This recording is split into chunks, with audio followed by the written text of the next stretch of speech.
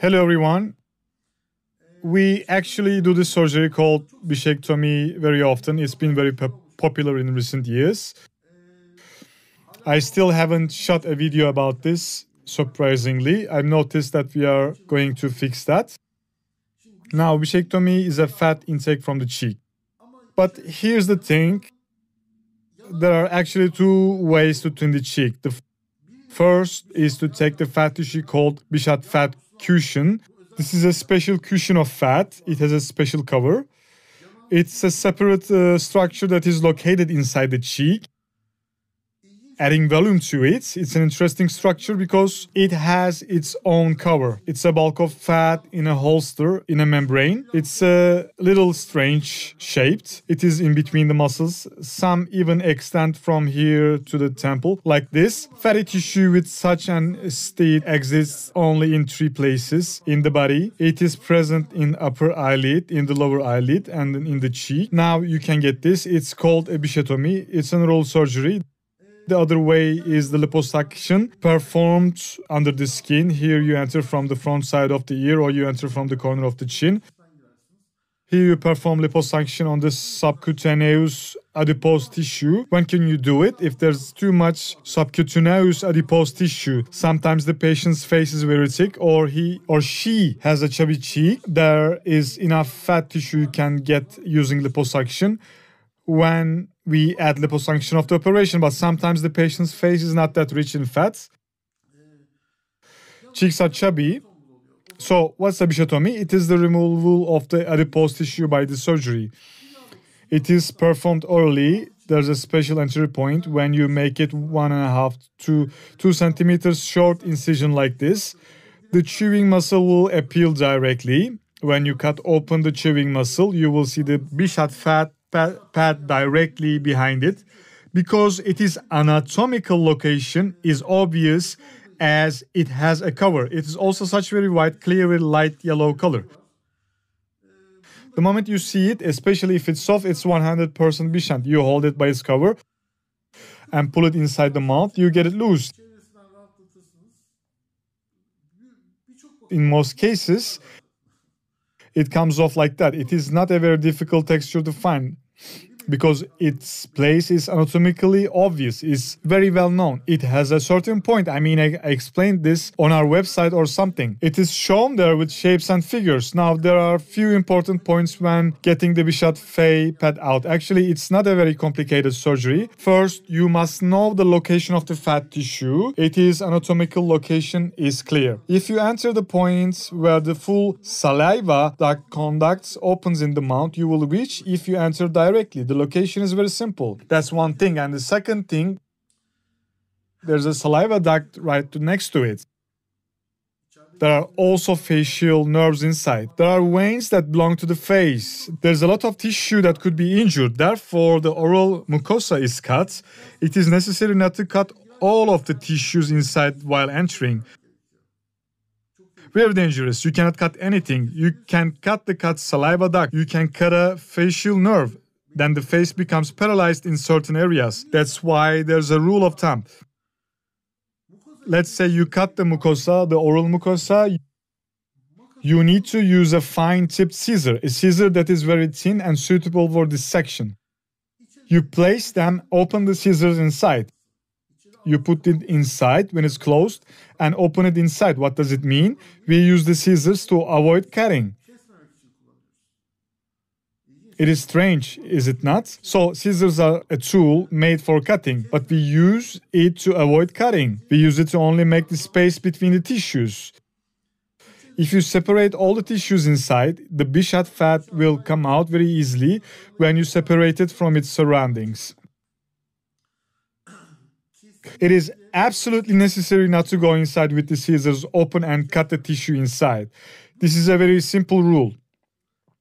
But I also had patients whose salivary duct was cut because this rule was not applied. If the surgeon does not know the tricks of this surgery, I think he shouldn't do it. They harm the patient at these points. The rule of this surgery is this. You will not cut anything in there. You will just separate it. We use fine-tip scissors. We use them to prevent cutting. Here's why the tip is thin.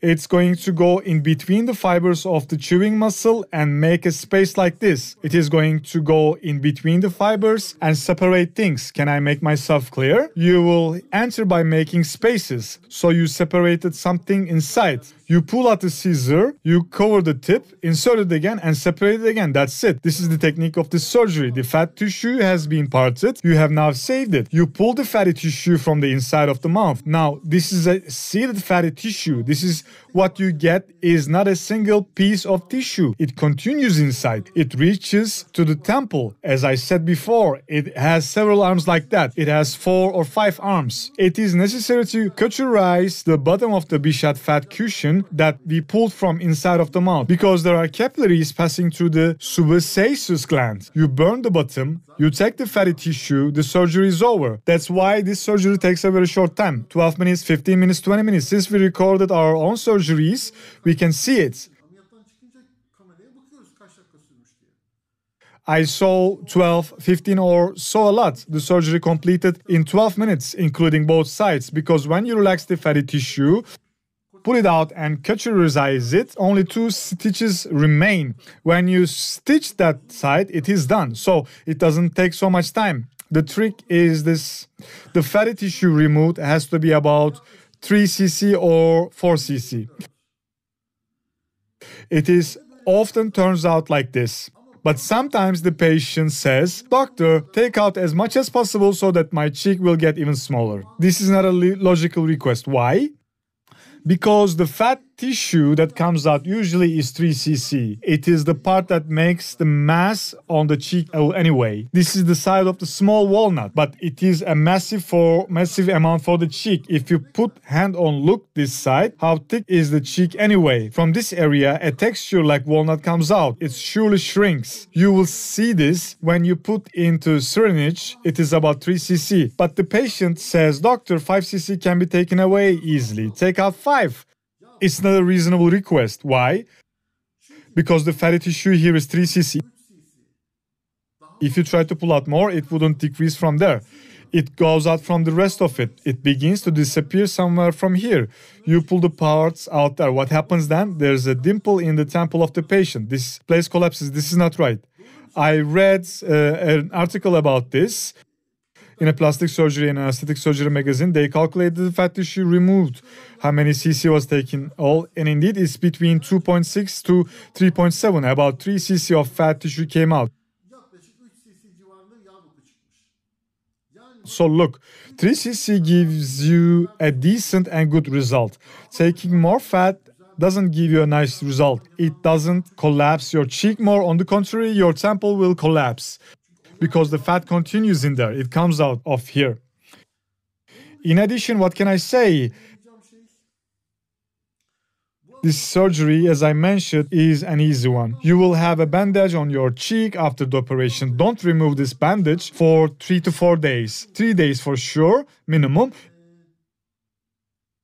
If you don't take it out for 3 days, the edema will be minimal. So we don't want any edema on the cheek, because when there's edema, the results of the surgery will be delayed. In the past, our patients used to remove the bandage next day. Because the man comes out of the surgery with a bandage on his cheek, he goes home in the evening, he rests. He removes the bandage and he goes out the next morning. The bandage is not to stay there for 24 hours. What happens then? There's the edema on the face. Once the edema settles, it takes 6 months to pass. It was not before 6 months that the patient saw the result of the surgery. But now we insist on telling this to the patient. Do not remove the bandage. Make it sure that it stays for 2 to 3 days. 48 hours for sure. In this way, at the end of about 1 month, a slight edema is settled again. You see the result at the end of the month or so. After 4 weeks, 5 weeks, you see the outcome. The result will settle. There's nothing much I can say about this surgery. It's a good operation. It is an operation that supports facial aesthetics. It provides very good results, especially for females, because in women, when the cheek gets thinner, the cheekbone itself, due to the facial structure, cheekbones are more prominent in women than in men, because when it shrinks, it becomes clearer and gives the face a stronger, healthier expression. In some patients, even appear as if they had a facelift. The people to whom I show the pictures of the patients often ask me, did you use the fillers for the cheekbone of this patient? They ask, for instance, did she have a facelift? In other words, bichectomy alone is an operation that gives extremely good results in many patients. If a facelift is also performed, it gives even better results combined with bichectomy for middle-aged people. Other than that, my post-operation follow-up advice is that the patient should sleep at home holding their head up high with few pillows behind her. The head should be high because the higher the operated area is, the less edema will occur and the better results will be. Apart from that, the patient should take their medicines. They need to eat liquid for a day. Since there will be stitches inside the mouth, it is necessary to consume liquid things until the next day, such as soup, yogurt, fruit juice, such things without any grains. On the second day, she can begin eating normal food. We use mouthwash and antibiotics. You should use the mouthwash for 5 days. Antibiotics will be finished in 5 days as well. Since the stitches are self-melting, there's no need to remove them. Stitches dissolve by themselves. They fall off. The patient doesn't even notice. That's all I can say. It is very short, bloodless surgery with very good effects. Let me also add this. Sometimes patients apply to us. Look, for example, a patient took a photo yesterday saying, I want to have a bichectomy. I looked at the photo. The lady's cheeks are already straight, even slightly sunken. Cheekbones are prominent. So the patient has already had a bichectomy. Natural bichectomy at birth. Now she says, I want to have a bichectomy. If you perform bichectomy in such a patient, the cheeks may collapse and she'd look like a skeleton. It wouldn't be so nice. If something is unnecessary and you do the plastic surgery unnecessarily, then let's say the patient nose is already small like a dot. If you perform a nose job, then you'd spoil it. The results will be disastrous. The news about the aesthetics disasters appear in the papers are always like this. The patient doesn't need it, but she gets it done anyways in some places. You know what I mean? If it's not necessary, don't do it. Sometimes the patient comes to us saying, I'm not saying this for the lady who came in yesterday, but sometimes such patients also come. My sister-in-law got it done. Why can't I do it? My neighbor had it done. Why can't I? You can't get it done because you look like already done it. You know what I mean? No need at all. If an aesthetic is done, even though it's not necessary, the result will be bad. It's that simple. If you say that you will spend money anyways, go take a vacation with that money or something like that. Buy a book, spending on a hobby. I mean, it's not necessary. I mean, it's not a makeup or something. My neighbor had it done. My friend had it done. Why can I not? Because you don't need it. Cheeks are already sunken. For example, if we perform a bichectomy, we find a bichat or cushion there. We will make the cheek even smaller. This time your face would collapse and it become like a skeleton. It wouldn't be that nice. Everything has a dose.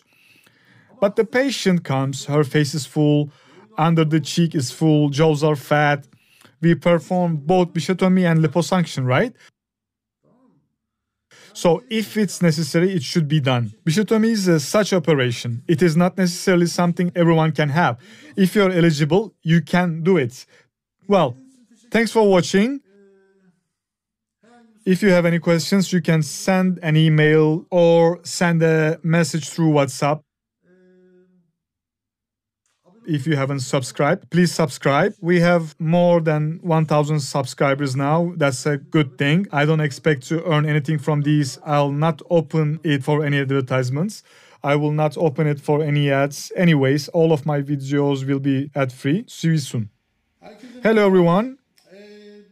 I'm shooting this video as an addition to the subject of the bichectomy. Patients who apply to us about bichectomy, they always ask where they saw it on the internet, whose video they watched, I don't know. They ask this. Hey doctor, they told me that after this operation my face would collapse when I'm at old age.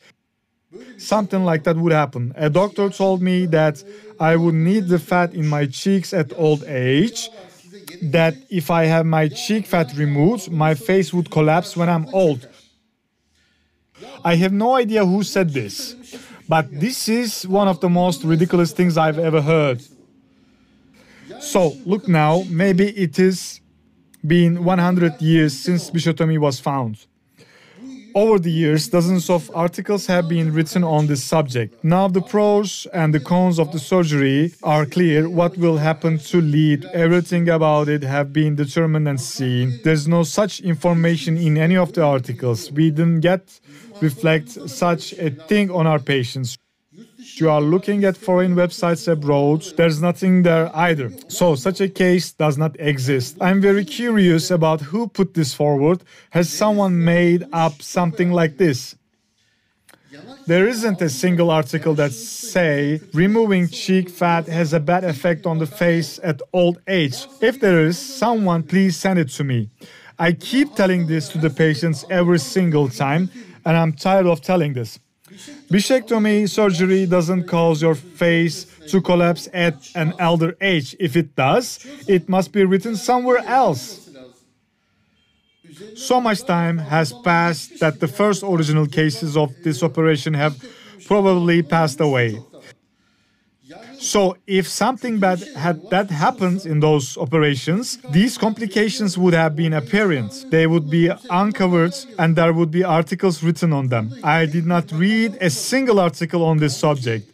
Besides, since my assistantship, I used to dig up the library at Uludağ University and collect all the articles since this was an operation that attracted my attention. Articles on the surgeries that drew my attention, bichectomy was one of them. I mean, I've scanned the papers going back to decades. I've never seen such thing on an article. So if I read or if there is something like that, I would have known it. But someone comes out, he probably can't say, I don't know anything about the surgery and I cannot do it.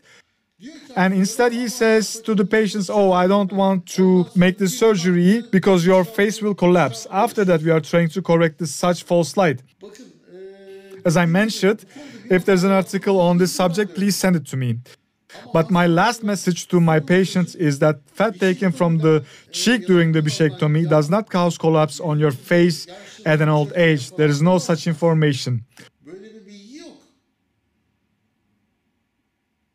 So let me fix this misinformation. I don't know what more can I say. If there is something I can show, let me show it. If there is no such sentence in any of the articles, there's no mention of such complication anywhere. A man comes along and says something like that on the internet. Every single patient mentions this now. If you have an opinion on this, write a comment underneath the video so that I can find out what is this about. But as far as I know, there's no such article, there's no such published information anywhere. Anyway, I have mentioned that as well. If you have any questions, send me a message or an email or write as a comment here. Thanks for watching.